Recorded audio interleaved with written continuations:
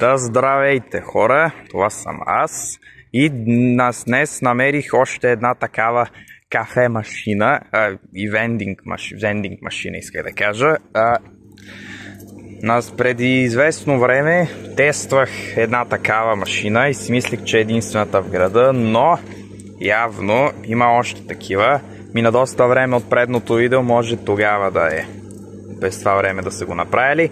Както и да е, сега ще си купиме нещо от тия работи и ще видим какво ще бъде. Така, взимаме стотинка. Така, първо трябва да изберем какво искаме. Аз ще взема тия солети. Да видим те как ще бъдат. Пишем тук код 34. Пускаме си тук стотишката. Ето и ресто дава. Ей, как падна тук, браво. Така, време е да го вземеме. Бъркаме тук и взехме стоката. Така, време е да тестваме тия солети, да видим как ще бъдат. Там има една случайна кола. Сега ще се намъкна вътре и там ще тестваме. Чакайте секунда.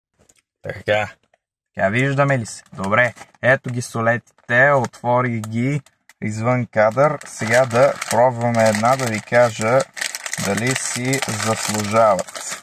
Така,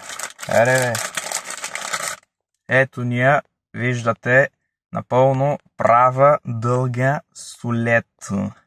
Така, сега ще ги пробвам да видя, ако се отровя, поне ще се потровя пред вас. Така.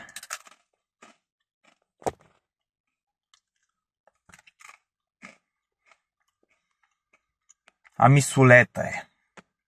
Дай да пробваме още една, че от един път не мога да се разбере. Ето. От тая даже има кристали по нея.